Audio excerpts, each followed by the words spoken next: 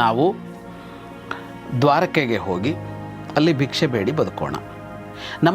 ಎಲ್ಲರನ್ನೂ ಕೊಂದಿದ್ದೀವಿ ಅಂದರೆ ಯಾವ ಪ್ರಮಾಣದಲ್ಲಿ ಅಂತ ಅಂದರೆ ಅವರ ವಂಶವೇ ಬೆಳೆಯಲಾರದಷ್ಟು ಕೊಂದಿದ್ದೀವಿ ಅಂತ. ಸಹನೆ, ದಮಃ ಅಂದರೆ ಇಂದ್ರಿಯಗಳ ಸಂಯಮ, ಶುದ್ಧಿ, ಅವೈರೋಧ್ಯಂ ಯಾರನ್ನೂ ವಿರೋಧಿಸದೇ ಇರೋದು, ಅಮತ್ಸರಹ ಯಾರ ಬಗ್ಗೆನೂ ಅಸೂಯೆ ಇಲ್ಲ. ಯಾರೋ ಮೇಲೆ ಬಂದರು, ಅವರ ಆಸ್ತಿ ಜಾಸ್ತಿ ಆಯಿತು, ಇವರಿದ್ದಾದರೂ ಏನೂ ಇಲ್ಲ, ಅವರಿಗೆ ಅಸೂಯೆ ಇಲ್ಲ. ಕೆಲವೊಮ್ಮೆ ಸುಳ್ಳು ಹೇಳಬೇಕು, ಎಷ್ಟೊಂದು ಇದೆಯಲ್ಲ ಇಲ್ಲಿ, ಅಲ್ಲ ಅದೆಲ್ಲೋ ಇಲ್ಲವೇ ಇಲ್ಲ ಅಲ್ಲಿ ಅವರಿಗೆ ಅಂಥ ಸನ್ನಿವೇಶಗಳೇ ಹುಟ್ಟೋಲ್ಲ. ಹಾಗಾಗಿ ಸತ್ಯವಚನ ಇವಿಷ್ಟು ವನಚಾರಿಗಳಲ್ಲಿರುತ್ತೆ, ವನವಾಸಿಗಳಲ್ಲಿರುತ್ತೆ. ಒಂದು ಮಗು ಪಡ್ಕೊಳ್ಳೋದು ಅನ್ನೋದೇ ಇಷ್ಟು ಕಷ್ಟವಾದದ್ದು, ಅದನ್ನು ಸಾಕಿ ಬೆಳೆಸಿ ಬಲಿಷ್ಠವಾಗಿ ರೂಪುಗೊಳಿಸೋದು ಇಷ್ಟು ಕಷ್ಟವಾದದ್ದು. ಅಂಥ ಎಲ್ಲ ಮಕ್ಕಳನ್ನು ಅವರು ಬದುಕಿನ ಸುಖಭೋಗಗಳನ್ನು ಅನುಭವಿಸುವ ಮೊದಲೇ ಕೊಂದು ಹಾಕಿದ್ವಿ ಅಂತಂದರೆ ಎಂಥ ಕೆಲಸ ಮಾಡಿಬಿಟ್ವಿ ಅಂತ. ಎಲ್ಲ ದ್ವಂದ್ವಗಳನ್ನು ಬಿಟ್ಟು ಮುನಿವೃತ್ತಿಯನ್ನು ಆಶ್ರಯಿಸಿ ನಿಮ್ಮೆಲ್ಲರ ಒಪ್ಪಿಗೆ ಪಡೆದು ನಾನು ಕಾಡಿಗೆ ಹೋಗ್ತೀನಿ. ಇದಿಷ್ಟರ ಇಂಥ ಬಾಂಬ್ಗಳನ್ನ ಹಾಕ್ತಾನೆ ಇರ್ತಾರೆ. ಹೌದು.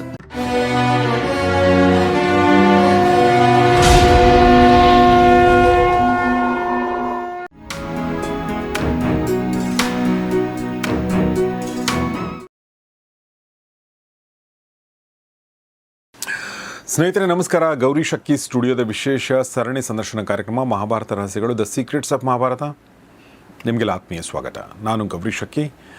ಮಹಾಭಾರತ ರಹಸ್ಯಗಳನ್ನ ಹೇಳೋದಕ್ಕೆ ನಮ್ಮೊಂದಿಗಿದ್ದಾರೆ ವಿದ್ವಾನ್ ಜಗದೀಶ್ ಶರ್ಮಾ ಸಂಪಾಸ್ ಸರ್. ಸರ್, ಕಾರ್ಯಕ್ರಮಕ್ಕೆ ಸ್ವಾಗತ. ನಮಸ್ಕಾರ. ನಮಸ್ತೆ. ಸೊ, ಕಳೆದ ಸಂಚಿಕೆಯಲ್ಲಿ ನಾವು ಶಾಪದ ಕಥೆಯನ್ನು ಕೇಳಿದ್ವಿ. ಇದು ಬಹಳ ಫೇಮಸ್ ಶಾಪ ಅಲ್ಲ ಸರ್? ತುಂಬ ಫೇಮಸ್ ಇದೆ. ನಾನಿದು ಉಪಕಥೆಯಲ್ಲಿ ಇರ್ಬೋದು ಅಂತ ಅನ್ಕೊಂಡ್ಬಿಟ್ಟಿದ್ದೆ ಆ್ಯಕ್ಚುಲಿ. ಸೊ ಬಟ್ ಮೇನ್ ಕಥೆನಲ್ಲೇ ಇದೆ ಅನ್ನತ್ತೆ ಈಗ ಗೊತ್ತಾಯಿತು. ಸೊ ಆಮೇಲೆ ಸರ್ ಏನಾಗುತ್ತೆ? ಅವನು ಅದೇ ದುಃಖದಲ್ಲಿರ್ತಾನೆ, ಈ ಶಾಪ ಕೊಡ್ತಾನೆ, ಮಾತಾಡ್ತಾನೆ, ಅದೇ ದುಃಖದಲ್ಲಿರ್ತಾನೆ. ಮೌನ, ಯಾರೂ ಮಾತಾಡೋಲ್ಲ. ಸ್ವಲ್ಪ ಹೊತ್ತಾದ ಮೇಲೆ ಅವನು ಅರ್ಜುನನಿಗೆ ಹೇಳುತ್ತಾನೆ, ಆವಿಷ್ಟೋ ದುಃಖ ಶೋಕಾಭ್ಯಾಂ ನಿಶ್ವಸಂಶ್ಚ ಪುನಃ ಪುನಃ ದೃಷ್ಟ್ವಾರ್ಜುನ ಮುವಾಚೇದಂ ವಚನಂ ಶೋಕಕರ್ಷಿತಃ. ಅರ್ಜುನನನ್ನು ನೋಡಿ ಮಾತಾಡ್ತಾನೆ ಯುಧಿಷ್ಠಿರ. ಏನು ಮಾತು ಅಂತ ಅಂದರೆ, ಯದ್ಭೈಕ್ಷಮಾಚರಿಷ್ಯಾಮ ವೃಷ್ಣ್ಯಂಧಕಪುರೇ ವಯಂ. ನಾವು ದ್ವಾರಕೆಗೆ ಹೋಗಿ ಅಲ್ಲಿ ಭಿಕ್ಷೆ ಬೇಡಿ ಬದುಕೋಣ. ಓ. ಜ್ಞಾತೀನ್ ನಿಷ್ಪುರುಷಾನ್ ಕೃತ್ವ ನೇಮಾಂ ಪ್ರಾಪ್ಸ್ಯಾಮ ದುರ್ಗತಿಂ. ನಮ್ಮವರೆಲ್ಲರನ್ನೂ ಕೊಂದಿದ್ದೀವಿ. ಎಲ್ಲರನ್ನೂ ಕೊಂದಿದ್ದೀವಿ ಅಂದರೆ ಯಾವ ಪ್ರಮಾಣದಲ್ಲಿ ಅಂತ ಅಂದರೆ ಅವರ ವಂಶವೇ ಬೆಳೆಯಲಾರದಷ್ಟು ಕೊಂದಿದ್ದೀವಿ ಅಂತ. ಈಗ ಇವರ ವಂಶದಲ್ಲಿ ಉತ್ತರೆಯ ಗರ್ಭವನ್ನು ಹೊರತುಪಡಿಸಿದರೆ ಯಾರ ಕಡೆಯಲ್ಲೂ ಕವಲು ಮುಂದುವರಿಯೋಲ್ಲ. ಹಾಗಾಗಿ ಜ್ಞಾತೀನ್ ನಿಷ್ಪುರುಷಾನ್ ಕೃತ್ವ ಅಂದರೆ ಈಗ ಇರುವವರನ್ನು ಕೊಂದಿದ್ದೀವಿ ಮಾತ್ರ ಅಲ್ಲ, ಮುಂದೂ ಕೂಡ ಯಾರೂ ಇರೋಲ್ಲ. ಹಾಗೆ ಮಾಡಿರೋದ್ರಿಂದಾಗಿ ನಮಗಂತ ಇಂಥ ದುರ್ಗತಿ ಬಂದಿದೆ. ಹಾಗಾಗಿ ನಾವು ಭಿಕ್ಷೆ ಬೇಡಿ ಬದುಕಬೇಕು. ಧಿಗಸ್ತು ಕ್ಷತ್ರಮಾಚಾರಂ ಧಿಗಸ್ತು ಬಲಮೌರಸಂ ಧಿಗಸ್ತ್ವಮರ್ಷ್ಯಂ ಏನೇ ಮಾಂ ಆಪದಂ ಗಮಿತಾ ವಯಂ. ಕ್ಷತ್ರಿಯರ ಈ ವೃತ್ತಿ ಇದೆಯಲ್ಲ, ಇದಕ್ಕೆ ಧಿಕ್ಕಾರ ಅಂತ ಹೇಳ್ತಾನೆ. ಅಂದರೆ ಕ್ಷತ್ರಿಯರು ಯುದ್ಧ ಮಾಡಬೇಕು, ಅವ್ರು ಯಾರಾದರೂ ಆಗ್ಬೋದು, ಯುದ್ಧ ಭೂಮಿಯಲ್ಲಿರುವವರು, ಸಂಬಂಧಿಗಳು, ಬಂಧುಗಳು, ಯಾರೇ ಆದರೂ ಕೊಲ್ಲಬೇಕು ಅಂತ ಒಂದು ಕ್ಷತ್ರಿಯ ಧರ್ಮ ಇದೆಯಲ್ಲ, ಇದಕ್ಕೆ ಧಿಕ್ಕಾರ. ಬೇರೆಯವ್ರಿಗೆ ಮಾಡೋಲ್ಲ ಅಂತ, ಬೇರೆ ಕಡೆಯಲ್ಲಿ ಹಾಗೆ ಮಾಡೋಲ್ಲ, ಇದು ಕ್ಷತ್ರಿಯರಿಗೆ ಮಾತ್ರ ಇರೋದಲ್ವ ಇದು. ಧಿಗಸ್ತು ಬಲ ಪೌರುಷಂ. ಬಲ ಪೌರುಷ ಅಂತ ಇದೆಯಲ್ಲ, ಅದಕ್ಕೂ ಧಿಕ್ಕಾರ ಇರಲಿ. ಯಾಕಿದು ಆಯಿತು ಅಂದರೆ ನಮ್ಮಲ್ಲಿ ಬಲ ಇದೆ, ನಮ್ಮಲ್ಲಿ ಸಾಮರ್ಥ್ಯ ಇದ್ದಿದ್ದಕ್ಕಾಗಲ್ವ ಕೊಲ್ಲೋದಕ್ಕಾಗಿದ್ದು. ಬಲ ಇಲ್ಲದೆ ಇದ್ದಿದ್ರೆ ನಾವೇ ಸತ್ತೋಗ್ತಿದ್ವೇನೋ ಅಥವಾ ಯುದ್ಧನೇ ಮಾಡದೇ ಇರ್ತಿದ್ವೇನೋ ಅಂತ. ಇದಕ್ಕೆ ಧಿಕ್ಕಾರ. ಧಿಗಸ್ತ್ವಮರ್ಷ್ಯಂ, ಸಿಟ್ಟಿದೆಯಲ್ಲ ಅದಕ್ಕೆ ಧಿಕ್ಕಾರ ಅಂತ. ಸಿಟ್ಟು ದ್ವೇಷಗಳಿಗೆ ಧಿಕ್ಕಾರ. ನಮಗೆ ಇವತ್ತು ಬಂದ ಆಪತ್ತು ಇದಿಷ್ಟರಿಂದಾಗಿ ಅಂತ ಅಂದರೆ ಕ್ಷತ್ರಿಯ ಧರ್ಮ, ನಮ್ಮಲ್ಲಿದ್ದ ಬಲ ಮತ್ತು ಸಾಮರ್ಥ್ಯಗಳು ಮತ್ತು ನಮಗಿದ್ದ ಸಿಟ್ಟು. ಅಂದರೆ ಒಳಗೆಲ್ಲ ಒಂದು ಕಡೆ ಸಿಟ್ಟಿದ್ದೇ ಇದೆಯಲ್ಲ ಅಂತ. ಸಾಧು ಕ್ಷಮಾ ದಮ ಶೌಚಂ ಅವೈರೋಧ್ಯಮ ಮತ್ಸರಃ ಅಹಿಂಸಾ ಸತ್ಯವಚನಂ ನಿತ್ಯಾನಿ ವನಚಾರಿಣಾಂ. ಕಾಡಿನಲ್ಲಿರುವ ವನಚಾರಿಗಳು, ಕಾಡಿನಲ್ಲಿ ಬದುಕುವವರು, ಋಷಿಗಳು, ತಪಸ್ವಿಗಳು, ಮುನಿಗಳು ಇರ್ತಾರಲ್ಲ, ಅವರ ಬದುಕೆ ಚೆನ್ನಾಗಿರೋದು. ಯಾವುದೆಲ್ಲ ಅಂದರೆ ಅದು ಶಾಶ್ವತವಾದದ್ದು ಅವರಲ್ಲಿರೋದು. ಯಾವುದೆಲ್ಲ ಅಂದರೆ ಸಹನೆ, ದಮಃ ಅಂದರೆ ಇಂದ್ರಿಯಗಳ ಸಂಯಮ, ಶುದ್ಧಿ, ಅವೈರೋಧ್ಯಂ ಯಾರನ್ನೂ ವಿರೋಧಿಸದೇ ಇರೋದು, ಅಮತ್ಸರಹ, ಯಾರ ಬಗ್ಗೆನೂ ಅಸೂಯೆ ಇಲ್ಲ. ಯಾರೋ ಮೇಲೆ ಬಂದರು, ಅವರ ಆಸ್ತಿ ಜಾಸ್ತಿ ಆಯಿತು, ಇವರಿದ್ದಾದರೂ ಏನೂ ಇಲ್ಲ, ಅವರಿಗೆ ಅಸೂಯೆ ಇಲ್ಲ.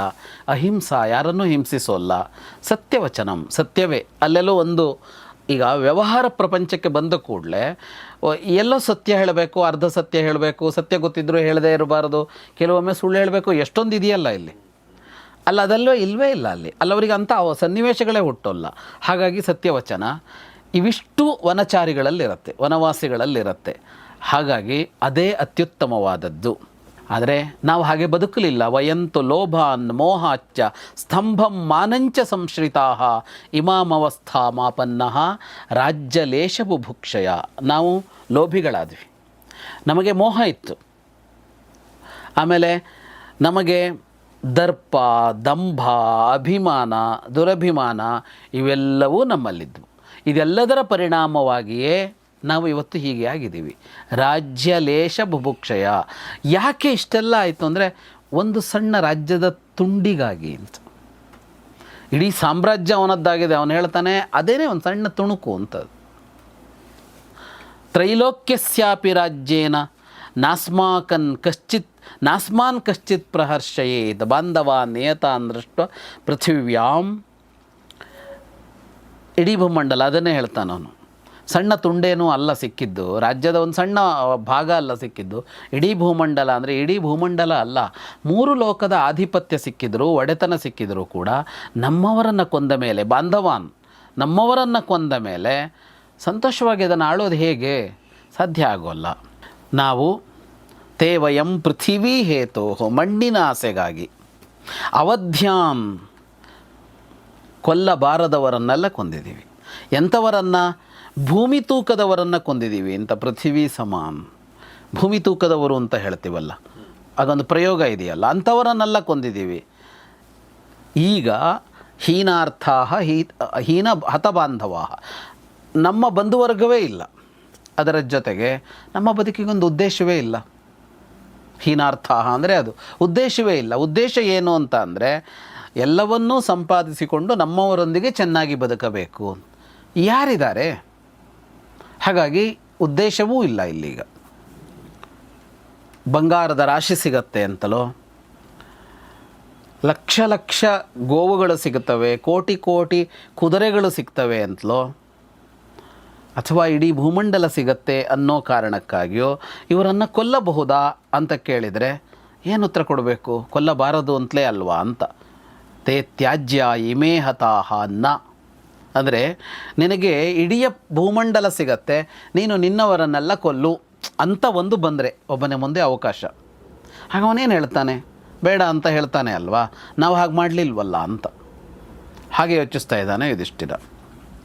ಸಂಯುಕ್ತ ಕಾಮ ಮನ್ಯುಭ್ಯಾಂ ಕ್ರೋಧಾಮರ್ಷ ಸಮನ್ವಿತಾ ಮೃತ್ಯುಯಾನಂ ಸಮಾರುಹ್ಯ ಗತ ವೈವಸ್ವತ ಕ್ಷಯಂ. ಆಸೆ, ಸಿಟ್ಟು ಎರಡು, ಕಾಮ ಕ್ರೋಧ ಅಂತ ಅದೆರಡು ಮನುಷ್ಯನನ್ನು ಕಾಡೋದು. ಈ ಎರಡರಿಂದಾಗಿ, ಆಸೆ ಮತ್ತು ಕಾಮ ಕ್ರೋಧ ಎರಡರಿಂದಾಗಿ ಅದೇನಾಯಿತು ಅಂತ ಅಂದರೆ, ಆಸೆ ಅನ್ನೋದು ಅಸೂಯೆಯಾಗಿ ತಿರ್ಕೊಳ್ತು. ಆ ಅಸೂಯೆ ಅಂತನ್ನೋದು ಅದು ಲೋಭವಾಗಿ ತಿರ್ಕೊಳ್ತು. ಲೋಭ ದ್ವೇಷವಾಗಿ ಬದಲಾಯಿತು ಅಂತ. ಇದೇ ಆಗಿದ್ದು ಇಲ್ಲೀಗ ಅಂತ. ಇದಕ್ಕಾಗಿ ಮೃತ್ಯುಯಾನದಲ್ಲಿ ಎಲ್ಲರೂ ಯಮಲೋಕಕ್ಕೆ ಹೋಗುವಂತಾಯಿತು ಅಂತ.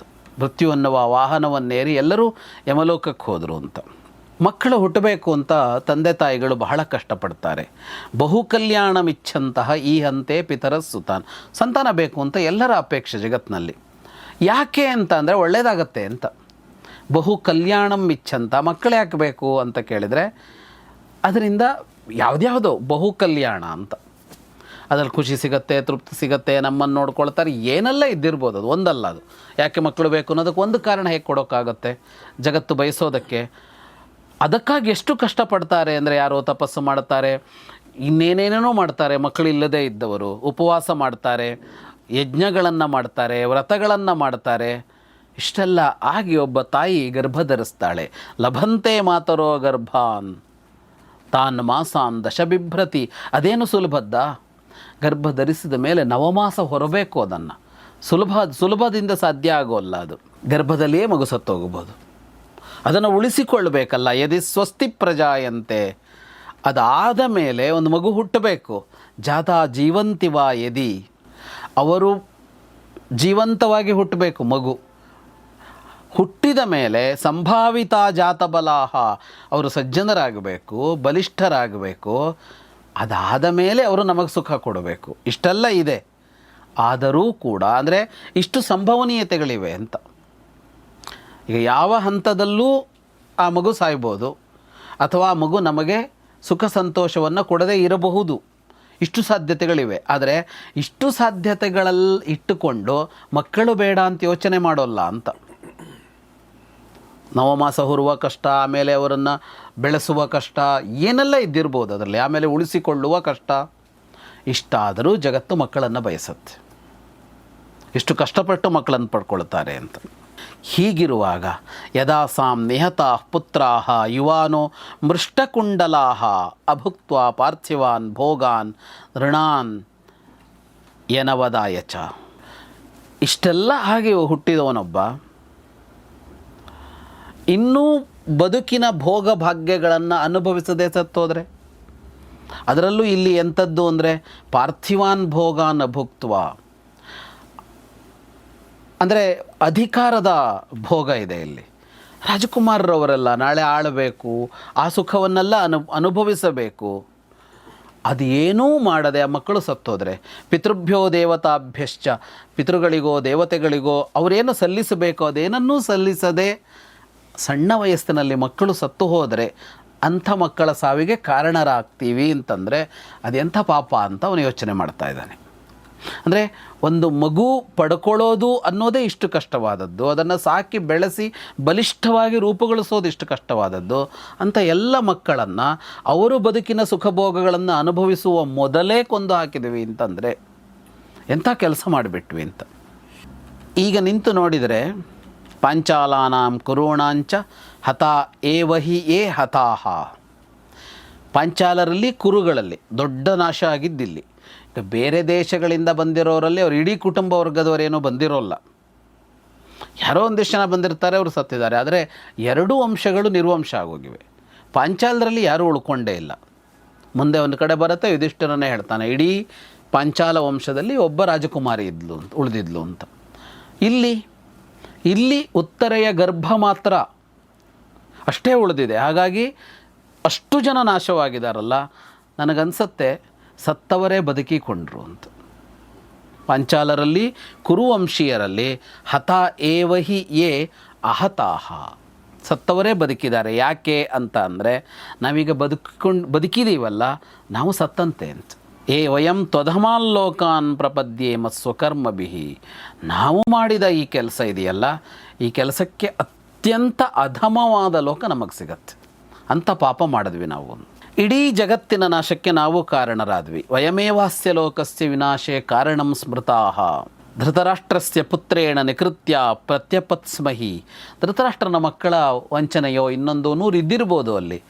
ಆದರೆ ನೇರವಾಗಿ ಇಡೀ ಲೋಕದ ನಾಶಕ್ಕೆ ಕಾರಣವಾದವರು ಯಾರು ಅಂದರೆ ನಾವೇ.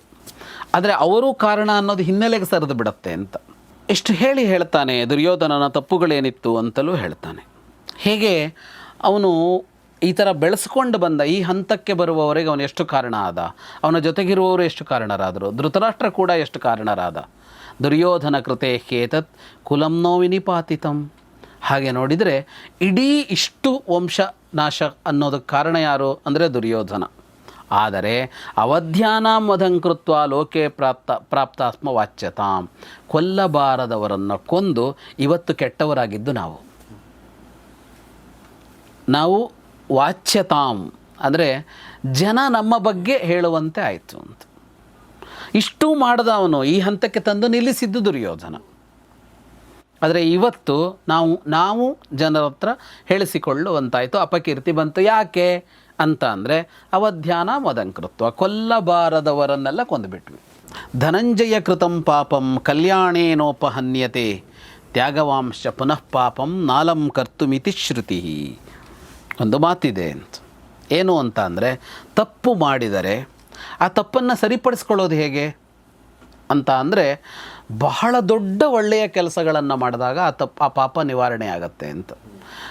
ಧನಂಜಯ ಕೃತಂ ಪಾಪಂ ಕಲ್ಯಾಣೇನ ಉಪಹನ್ಯತೆ. ಏನಾದರೂ ಒಂದು ತಪ್ಪಾದರೆ, ಅಪರಾಧ ಆದರೆ ಬಹಳ ಒಳ್ಳೆಯ ಕೆಲಸ ಮಾಡಿ ಅದನ್ನು ಸರಿಪಡಿಸ್ಕೋಬೇಕು. ಹಾಗಾಗಿ ಈಗ ಆ ಕೆಲಸಕ್ಕೆ ಹೋಗಬೇಕಾಗಿದೆ. ಯಾವುದದು ಅಂತ ಅಂದರೆ ತ್ಯಾಗ.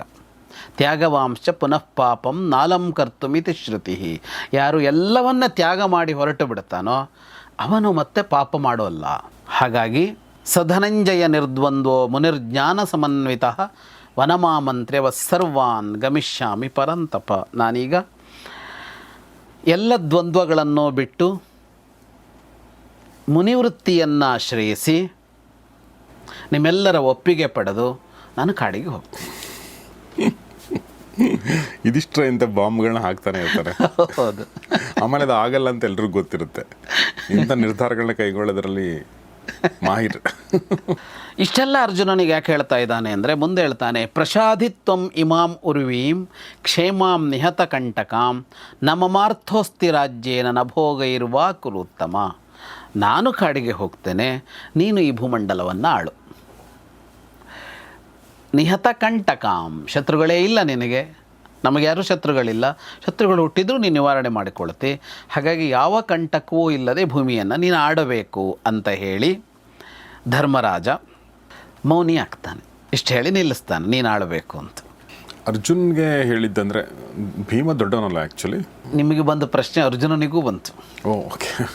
ಈಗ ನಿಮ್ಮ ಪ್ರಶ್ನೆ ಏನು ಅಂದರೆ, ಅವನು ಭೀಮನಿಗೆ ಹೇಳಿ ಹೋಗಬೇಕಲ್ವಾ ಅದನ್ನು, ಅರ್ಜುನನಿಗೆ ಯಾಕೆ ಹೇಳಬೇಕು? ಭೀಮ ಆಳಬೇಕು ಸಹಜವಾಗಿ, ಅವನು ಮುಂದಿನವನು, ಹಿರಿಯವ. ಅಂದರೆ ನನ್ನನ್ನೇ ಕುರಿತು ಯಾಕೆ ಹೇಳಿದ, ಅರ್ಜುನನಿಗೆ ಯಾಕೆ ಹೇಳಿದ ಅಂತ ನಿಮಗೆ ಬಂದ ಪ್ರಶ್ನೆ ಅರ್ಜುನನಿಗೂ ಬಂತಂತೆ. ಅಥಾರ್ಜುನ ಉವಾಚೇದ ಮಧಿಕ್ಷಿಪ್ತ ಇವಾಕ್ಷಮಿ ಅಭಿನೀತತರಂ ವಾಕ್ಯಂ ದೃಢವಾದ ಪರಾಕ್ರಮ. ಅರ್ಜುನನಿಗೆ ಅನ್ನಿಸಿತಂತೆ ಯುಧಿಷ್ಠಿರ ಇಷ್ಟೂ ಮಾತುಗಳ ಮೂಲಕ ನನಗೆ ರಾಜ್ಯವಾಳು ಅಂತ ಹೇಳುವ ಮೂಲಕ ನನ್ನನ್ನು ಅಪರಾಧಿಯನ್ನು ಆಗಿಸ್ತಾ ಇದ್ದಾನೆ. ನನ್ನ ಮೇಲೆ ಅವನಾಕ್ಷೇಪ ಅಂದರೆ ಕೊಲ್ಲಬಾರದವರನ್ನೆಲ್ಲ ಕೊಂದವ ನೀನು ಅಂತ ಪದೇ ಪದೇ ಯುಧಿಷ್ಠಿರ ಹೇಳಿದ್ದೇನೋ. ಕೊಲ್ಲಬಾರದವರನ್ನು ಕೊಂದ್ವಿ. ದುರ್ಯೋಧನ ಹಾಗೆಲ್ಲ ಮಾಡಿದ್ದು ಹೌದು, ಆದರೆ ನಾವು ಕೊಲ್ಲಬಾರದವರನ್ನು ಕೊಂದ್ವಿ. ಈಗ ಕೊಲ್ಲಬಾರದವರೆಲ್ಲರ ಸಂಹಾರದಲ್ಲಿ ಅರ್ಜುನನೇ ಸಿಲುಕಿಕೊಂಡಿದ್ದು. ಇವನಿಗೆ ಈಗ ಬಂದ ವಿಷಾದ ಅವನಿಗೆ ಅವತ್ತೇ ಬಂದಿತ್ತು. ಇವನಿಗೆ ಮುಗಿದ ಮೇಲೆ ವಿಷಾದ ಬಂದಿದೆ. ಅವನಿಗೆ ಆರಂಭದಲ್ಲೇ ಬಂದಿತ್ತು, ಮತ್ತು ಆರಂಭದಲ್ಲಿ ಮಾತ್ರ ಅಲ್ಲ, ಅವನಿಗೆ 18 ದಿನವೂ ಆ ವಿಷಾದ ಇತ್ತು. ನಾವೇ ನೋಡಿದ್ವಿ, ಕೃಷ್ಣ ಅವನನ್ನು ಎಳ್ಕೊಂಡೋಗಿ ಯುದ್ಧ ಮಾಡಿಸಿದ್ದು. ಇವನು ಆವಾಗ ನೀನಿನ್ನೂ ಕರ್ಣನನ್ನು ಕೊಂದಿಲ್ಲ ಅಂತ ಜಗಳ ಮಾಡಿದ್ದಾನೆ. ಈಗ ಅರ್ಜುನನಿಗೆ ಏನನ್ಸಿದೆ, ಅಧಿಕ್ಷಿಪ್ತ ಇವಾಕ್ಷಮಿ, ಅವನಿಗೆ ಅದು ಸಹನೆ ಆಗಲಿಲ್ವಂತೆ. ಹಾಗಾಗಿ ಸಿಟ್ಟೆ ಬಂತಂತೆ ಅವನಿಗೆ. ನೋಡಿ, ಮೇಲ್ನೋಟಕ್ಕೆ ಅಂದರೆ ತುಂಬ ಅಂದರೆ ನೀನು ಈ ರಾಜ ಆಗು ಅಂದರೆ ಅರ್ಜುನಿಗೆ ಖುಷಿ ಆಯಿತಾ ಅಂತ ಅನಿಸ್ಬಿಡೋ ಸಾಧ್ಯತೆ ಇದೆ, ನನ್ನನ್ನು ಆಯ್ಕೆ ಮಾಡ್ದ ಅಂಥೇಳಿ. ಬಟ್ ಆ್ಯಕ್ಚುಲಿ ಅದ್ರ ಹಿಂದೆ ನೋಡಿ ಅಂಥ ಒಂದು ಕಾರಣ ಇದೆ, ಮತ್ತು ಕಾರಣ ಕಂಡಿಡ್ಕೊಂಡ ಅರ್ಜುನ. ಅವನಿಗೇನು ಅನ್ನಿಸ್ತು ಅಂದರೆ, ಭೀಮನನ್ನು ಬಿಟ್ಟು ನನಗೆ ಹೇಳ್ತಾ ಇದ್ದಾನೆ ಈ ಮಾತನ್ನು ಅಂದರೆ ಅದರ ಅರ್ಥ ನೀನೇ ಅಲ್ವಾ ಇಷ್ಟೆಲ್ಲ ಮಾಡಿದ್ದು, ಅನುಭವಿಸು ಅಂತ ಹೇಳ್ದಂಗಿದೆ. ಅದು ನನಗಾಗಲ್ಲಪ್ಪ, ಇದು ನಮ್ಮವ್ರನ್ನೆಲ್ಲ ಕೊಂದು ಅಂದರೆ ಒಂದು ರಕ್ತಸಿಕ್ತವಾದ ಸಿಂಹಾಸನದ ಮೇಲೆ ನಂಗೆ ಕುತ್ಕೊಳ್ಳೋಕ್ಕಾಗಲ್ಲ, ನೀನಲ್ವ ಇಷ್ಟೆಲ್ಲ ಮಾಡಿದ್ದು, ಕುತ್ಕೋ. ಇದು ಅರ್ಜುನನಿಗೆ ತಾಕತ್ತು. ಹಾಗಾಗಿ ಅರ್ಜುನ ಜೋರಾಗಿ ಮಾತಾಡೋಕ್ಕೆ ಶುರು ಮಾಡಿದಂತೆ ದೃಢವಾದ ಪರಾಕ್ರಮ. ಅರ್ಜುನ ವಾದಕ್ಕೆ ಅಂತ ನಿಂದರೆ ಅವನು ಬಹಳ ದೊಡ್ಡ ವಾದಗಾರನಂತೆ. ಅರ್ಜುನ ವಾದ ಮಾಡಿದ್ದಾನೆ ನಾವು ಹಿಂದೆಲ್ಲ ನೋಡಿಲ್ಲ. ಆದರೆ ಇಲ್ಲಿ ಹೇಳ್ತಾರೆ ದೃಢವಾದ ಪರಾಕ್ರಮ. ಅವನ ಪರಾಕ್ರಮ ಯುದ್ಧದಲ್ಲಿ ಮಾತ್ರ ಅಲ್ಲ, ವಾದ ಮಾಡೋದ್ರಲ್ಲೂ ಇದೆ ಅವನಿಗೆ ಅಂತ. ದರ್ಶಯನ್ನೈಂದ್ರಿರಾತ್ಮಾನ ಮುಗ್ರ ಪರಾಕ್ರಮ ಸ್ಮಯಮಾನೋ ಮಹಾತೇಜಾ ಸೃಕ್ಕಿಣಿ ಸಲ್ಲಿಹನ್ ಮುಹುಹು. ಅವನ ಮುಖದಲ್ಲಿ ನಗು ಇತ್ತಂತೆ. ಸ್ಮಯಮಾನ, ಮುಖದಲ್ಲೊಂದು ನಗು ಇತ್ತಂತೆ ಅರ್ಜುನನ ಮುಖದಲ್ಲಿ. ನಗು ಯಾವುದು ಅಂದರೆ ವ್ಯಂಗ್ಯದ ನಗು. ಆದರೆ ಸೃಕ್ಕಿಣಿ ಸಲ್ಲಿಹನ್ ಮುಹುಹು ಅಂತ ಅಂದರೆ ನಾಲಿಗೆಯಿಂದ ತುಟಿಗಳನ್ನು ಸವರ್ತಾ ಇದ್ದಂತೆ. ಅಂದರೆ ಅದು ಸಿಟ್ಟು ಬಂದಾಗ ಆಗತ್ತಲ್ಲ, ತುಂಬ ಸಿಟ್ಟು ಬಂದಾಗ ಯುದ್ಧದಲ್ಲಿ ಹೀಗಾಗತ್ತೆ ಅಂತ ಅಷ್ಟು ಸಿಟ್ಟಿದೆ. ಆದರೆ ಮುಖದಲ್ಲಿ ಒಂದು ನಗು ತೋರಿಸ್ಕೊಳ್ತಾ ಇದ್ದಾನಂತೆ. ಅಂದರೆ ಅದು ವ್ಯಂಗ್ಯದ ನಗು. ಅದು ಈ ಮಾತು ಆಡುವಾಗ ಮಾತ್ರ ಅವನು ಬೇರೆ ಥರನೇ ಆಡ್ತಾನೆ ಇದನ್ನ. ಅಹೋ ದುಃಖಂ ಅಹೋ ಕೃಚ್ಛ್ರಂ ಅಹೋ ವೈಕ್ಲವ್ಯಬುತ್ತಮಂ ಯತ್ಕೃತ್ವಾ ಮಾನುಷಂ ಕರ್ಮ ತ್ಯಜೇಥಾಶ್ರಿಯ ಮುತ್ತಮಾಂ. ಈ ಬಹಳ ದುಃಖದ ವಿಷಯ ಇದು, ಬಹಳ ಕಷ್ಟದ ವಿಷಯ ಇದು.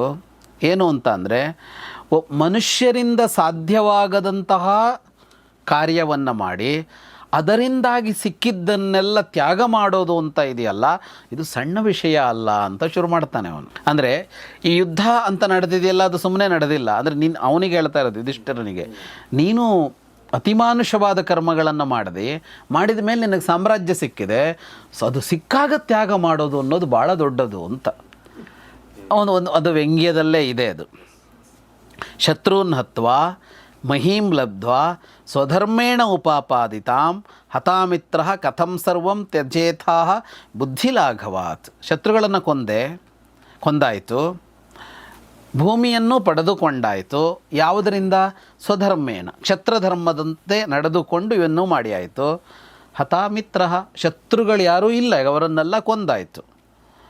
ಈಗ ಎಲ್ಲವನ್ನೂ ಬಿಡ್ತೀನಿ ಅಂತ ಇದೆಯಲ್ಲ, ಅನ್ನೋದಿದೆಯಲ್ಲ, ಇದು ಬುದ್ಧಿಲಾಘವ ಅಂತ. ಅಂದರೆ ಬೌದ್ಧಿಕ ದಾರಿದ್ರ್ಯ ಅಂತ ಕರಿತೀವಲ್ಲ, ಅದೇನೇ ಹೊರತು ಇದು ಬೇರೆ ಏನೂ ಅಲ್ಲ. ನೇರವಾಗಿ ಟೀಕಿಸ್ತಾರೆ, ನೇರವಾಗಿ ಬೈತಾ ಇದೆ. ಕ್ಲೀಬಸ್ಯ ಹಿ ಕುತೋ ರಾಜ್ಯಂ ದೀರ್ಘಸೂತ್ರಸ್ಯ ವಾ ಪುನಃ ಕಿಮರ್ಥಂಚ ಮಹೀಪಾಲಾನವಧಿ ಕ್ರೋಧ ಮೂರ್ಛಿತಃ. ಹೇಡಿಗೆ ರಾಜ್ಯ ಸಿಗಬಾರದು ಅಂತ ಹೇಳ್ತಾನೆ. ಕ್ಲೀಬಸ್ಯ ಹಿ ಕುತೋ ರಾಜ್ಯಂ, ಯಾವ ಕಾಲಕ್ಕೂ ಹೇಡಿಗೆ ರಾಜ್ಯ ಸಿಗೋಲ್ಲ ಅಂತ. ದೀರ್ಘಸೂತ್ರಸ್ಯ ವಾ ಪುನಃ, ಇವತ್ತು ಮಾಡಬೇಕಾದ್ದನ್ನು ಯಾವತ್ತೋ ಮಾಡ್ತೀನಿ ಅಂತ ಹೊರಡ್ತಾನಲ್ಲ ಅವನಿಗೂ ರಾಜ್ಯ ಸಿಗೋಲ್ಲ. ಅಂದರೆ ನೀನು ಹೇಳಿ, ನೀನು ಯಾವತ್ತೂ ರಾಜ ಆಗಲ್ಲ ಬಿಡು ಅಂತ. ನಿನಗೆ ರಾಜ್ಯ ಅನ್ನೋದು ಸಿಗೋಕ್ಕೆ ಸಾಧ್ಯ ಇಲ್ಲ ಬಿಡು.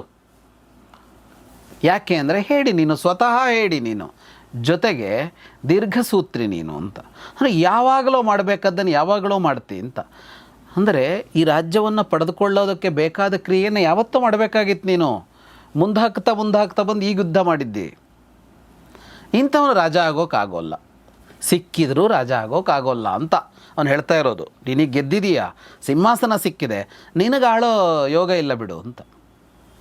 ಅದರ ಜೊತೆಗೆ ಹಾಗಾಗಿದ್ದರೆ ಒಂದೊಮ್ಮೆ ನಿನಗೆ ರಾಜ್ಯ ಬೇಡ ಅಂತಾಗಿದ್ದರೆ ಯಾಕೆ ಇವ್ರನ್ನೆಲ್ಲ ಕೊಂದೆ ಅಂತ ಕೇಳ್ತಾನೆ. ಕಿಮರ್ಥಂಚ ಮಹೀಪಾಲಾನವಧೀಹಿ, ಎಲ್ಲ ರಾಜರನ್ನು ಯಾಕೆ ಕೊಂದೆ? ಕ್ರೋಧ ಮೂರ್ಛಿತಃ, ಅದು ಸಿಟ್ಟಿನಿಂದಲೇ ಕೊಂದಿದ್ದಲ್ವ ನೀನು ಅಂತ. ಯಾಕೆ ಯುದ್ಧ ಮಾಡಿದೆ ಅಂತ. ಇವನು ಪರ್ಯಾಯವಾಗಿ ಹೇಳ್ದ ಅನ್ನೋ ಥರ ಇದ್ದಿದ್ದಾನೆ. ಇವನು ನೇರವಾಗಿ ಹೇಳ್ತಾನೆ ನೀನೇ ಅಂತ. ಈ ಹೇಗಿದೆ ಅಂದರೆ,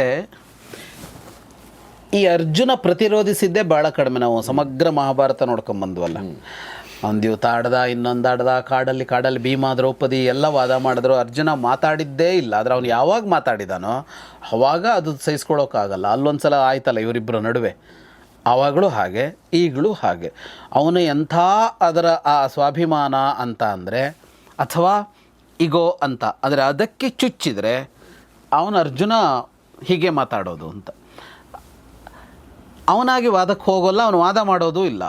ಆದರೆ ವಾದಕ್ಕೆ ಕೇಳಿದ್ರೆ ಮುಖಾಮುಖಿ ನೋಡದೆ ಜಾಡಿಸೋದು ಅಂತಿರತ್ತಲ್ಲ, ಆ ಸ್ವಭಾವ ಅರ್ಜುನನದ್ದು ಅಂತ ಗೊತ್ತಾಗುತ್ತೆ. ಅಲ್ಲಿ ಇದಿಲ್ಲ, ಮುಲಾಜಿಲ್ಲ, ಮೃದುತ್ವವೂ ಇಲ್ಲ.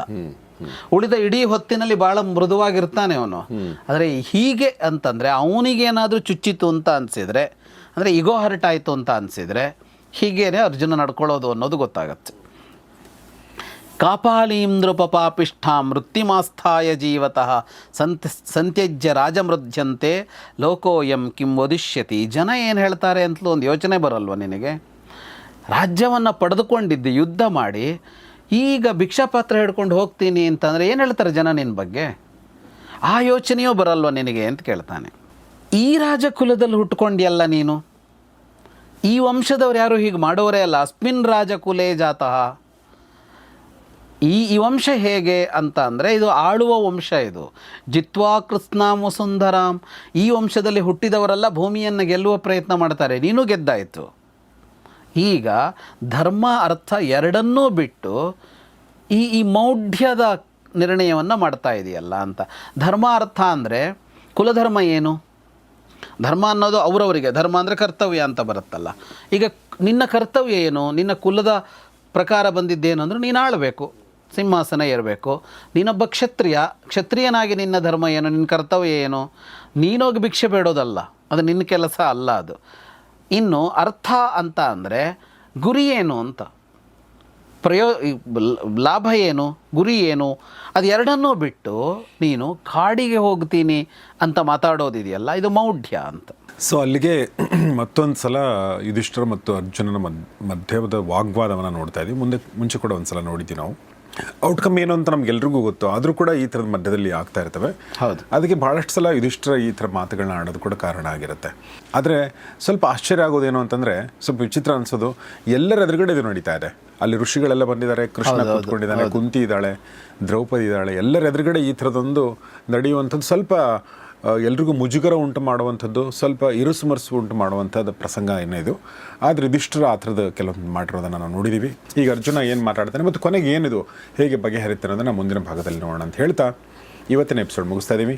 ಮುಗಿಸೋಕ್ಕಿಂತ ಮುಂಚೆ ಈ ಎಲ್ಲವನ್ನು ಅದ್ಭುತವಾಗಿ ಹೇಳ್ತಿರುವಂಥ ವಿದ್ವಾನ್ ಜಗದೀಶ್ ಶರ್ಮಾ ಸಂಪಸರ್ಗೆ ನಿಮ್ಮೆಲ್ಲರ ಪರವಾಗಿ ಧನ್ಯವಾದಗಳು sir. Thank you very much. ಈ ಕುರಿತಾಗಿ ನಿಮ್ಮ ಅನಿಸಿಕೆಗಳನ್ನ ದಯವಿಟ್ಟು ಕಮೆಂಟ್ ಬಾಕ್ಸಲ್ಲಿ ತಿಳಿಸಿ. ಇದು ಸಾಕಷ್ಟು ಅಂದರೆ ಒಪಿನಿಯನ್ಗಳನ್ನ ಕ್ರಿಯೇಟ್ ಮಾಡುತ್ತೆ. ಯಾಕೆ ಹಿಂಗೆ ಮಾಡ್ತಾನೆ ಯುಧಿಷ್ಠಿರ ಅನ್ನೋದಿರ್ಬೋದು, ಒಟ್ಟಾರೆ ಪ್ರಸಂಗ ಮತ್ತು ಅರ್ಜುನನ ಮೇಲೆ ಅಂದರೆ ಹೊಣೆಗಾರಿಕೆ ಹೊರಿಸೋದು, ಅಂದರೆ ಅದು ಪಾಪ ಪ್ರಜ್ಞೆ ಹುಟ್ಟೋ ಥರ ಮಾಡೋದು, ಅದು ಕೂಡ ಎಷ್ಟು ಸರಿ, ಈ ಎಲ್ಲವನ್ನು ನಿಮಗೆ ತಿಳಿಸಿ, ನಿಮ್ಮ ಅನಿಸಿಕೆಗಳನ್ನ ತಿಳಿಸಿ. ನೋಡ್ತಾರೆ ಗೌರಿ ಶಕ್ಕಿ ಸ್ಟುಡಿಯೋ, ನೋಡ್ತಾರೆ ಮಹಾಭಾರತ ರಹಸ್ಯಗಳು, ದ ಸೀಕ್ರೆಟ್ಸ್ ಆಫ್ ಮಹಾಭಾರತ. ನಮಸ್ಕಾರ.